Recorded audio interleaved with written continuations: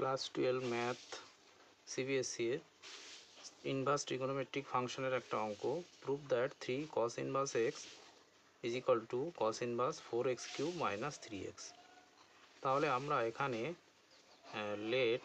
Late করে নিই x is equal to cos theta. তাহলে এখানে যদি আমরা রাইট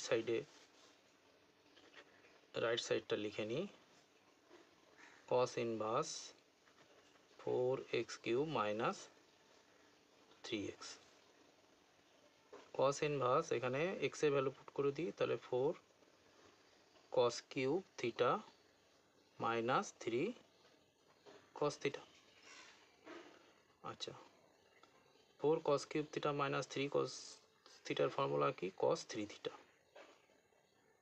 তাহলে এই জায়গায় আমরা লিখতে পারি cos 3 থিটা। তাহলে এটা ক্যান্সেল হয়ে কত হলো? 3 থিটা।